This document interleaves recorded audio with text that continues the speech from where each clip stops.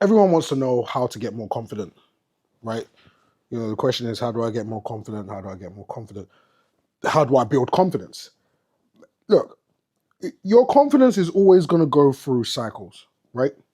For example, take Andrew Tate. Andrew Tate is incredibly confident because he has reps. He's put in the reps.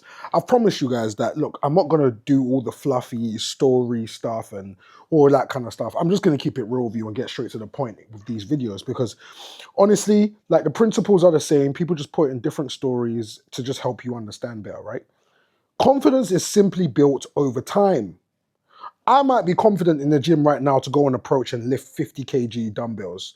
Why? Because I've consistently put in the reps. It's very, very simple. I might be confident now to go and ride a bike because I've consistently put in the reps. I'm definitely confident in jumping on the drums and playing for a service or playing for a show because I've consistently put in the reps.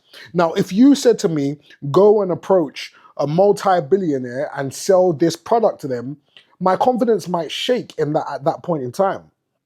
And my confidence is not shaken due to my inability to do so. My confidence might just shake and might go through some kind of turbulence because I've never done it before, right? Your confidence is not always going to be at the same level for every single thing in life.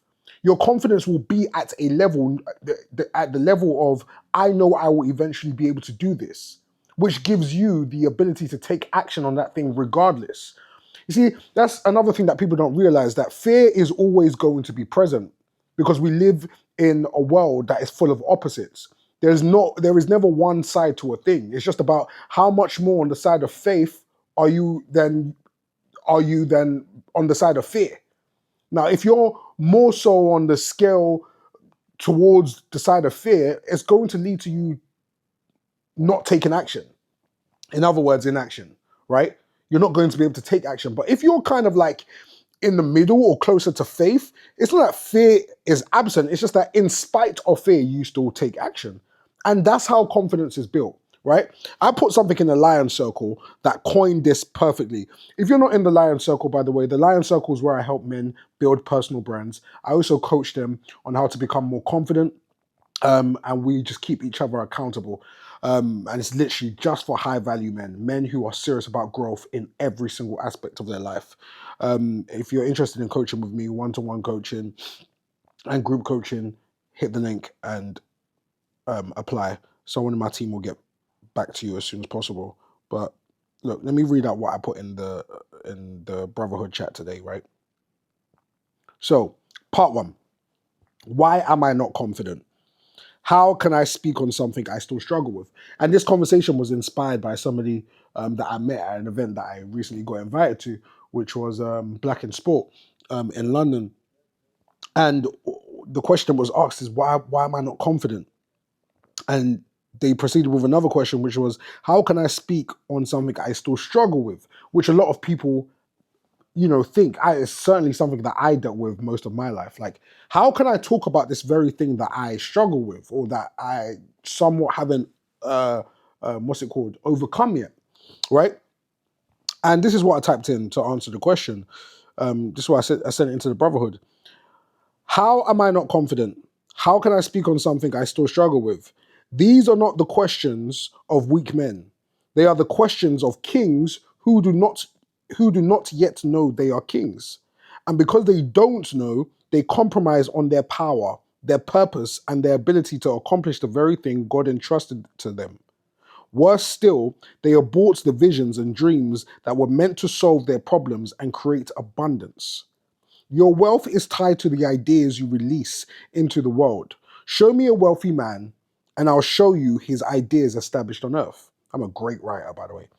Show me a poor man, and I'll show you a lifetime of consumption and aborted solutions. See, that's pretty straightforward, right? Part 2 is where I address part 2 is where I address the question more directly. Why am I not confident? Your lack of confidence isn't because you can't, it's because you haven't. You said you'd go to bed at a certain time and you didn't. You said this will be your last Zoot and rolled another one. Again, that was me. You said it will be the last time you watched porn and you went back again. You are the only one who knows all your lies. It's not that you can't because it's not that you can't become the first millionaire in your family and put that smile on your mother's face. It's that you refuse to. You're choosing the life you're experiencing right now. I'm not here to give you fluff. I'm here to keep it real. Confidence is a muscle. Every time you say you'll do something and you act and actually do it, you strengthen it. Faith is the substance of things hoped for, the evidence of things unseen. How can I talk about something I still struggle with? This is where I address the second part of the question, right? Again, no fluff. If you've never been addicted to porn, how will you relate to a person who is? God qualifies the called. He doesn't call the qualified. Your mess is what turns you into a message. Without the mess, you don't have a message. It's very simple. Moses was called and then qualified. He grew up in the culture and language of Egypt, so he could go back and deliver those still in captivity. But he had to be relevant to those people in order for them to actually listen to him. Because you have to think about it, right? The way you calculate the wealth of a country is by their GDP, which is their growth products production, or whatever the case may be, how much they produce, right? How much is produced in that country is what calculates the wealth of the country, right? You're going to a king, Pharaoh, and you're telling him to let his wealth go, basically. It's not the people. You're telling him to let the population of his country go, meaning that they're going to go straight into poverty, right? Or scarcity. That's crazy, right? The reason why Pharaoh even listened to him or had some kind of mercy for him and didn't smite him immediately was because they actually built a relationship. Pharaoh knew him, right? Nobody else could do that because they weren't relevant. They didn't know Egypt. They didn't understand the culture and the language of Egypt, right? So let me go back to this. That's why you must speak on the very thing you struggle with. It places responsibility on you because others are watching, forcing you into discipline, which is what I love, right? It makes you relevant and able to connect with hearts, not just minds. You don't suffer because life hates you. You suffer to fill the hearts of the people you are called to impact. Every successful individual and business struggled with something, found a solution, and then served it to the world. You are qualified, you are necessary. Without you, the world is missing something. Die empty. That's what you need to understand, right? I'm sure you've been in multiple circumstances like this where it's like a friend asks you a question or you're in a situation and you're like, damn, like in the middle of a conversation, you're like, damn, like I actually needed that for myself. And what you don't realize, you get the answers that you need for yourself when you're actually speaking and helping or serving other people. That's when you get your breakthrough. Because we are always, as human beings, meant to fulfill the weakness in somebody else where we are strong. In other words, where somebody else is weak, we are strong. Where someone else is strong, we are weak. And that's why people always need to be connected. That's why it doesn't make sense that as a man, you're saying that I'm going to walk this life alone and I'm going to do things by myself. If you're trying to do something by yourself, that means your vision is very, very small. And that's okay if that's the life that you want to live. If you want to live a very small life where you don't really impact that many people, that's fine. That's not a problem. There's nothing wrong with that at all. But if you're somebody who's got a big vision, like you know how big your vision is, bro, you can't do that alone because you're going to be limited to your mindset. You're going to be limited to your mistakes. You're going to be limited to your knowledge, right? Community is absolutely necessary, right?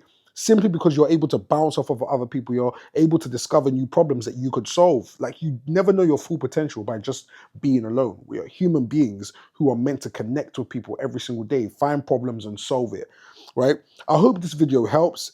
Again, if you want to join the brotherhood and you want to be around high value men who are literally striving to be the greatest in every single area of their life, physically, financially, mentally, spiritually, hit the link in my bio, or not in my bio, it's going to be somewhere down there, and apply. Get through to one of my team, one of my team members, and we'll see if you qualify and see if there's any spaces there for you. But yeah, I hope this video helps. Catch you on the next one. Peace.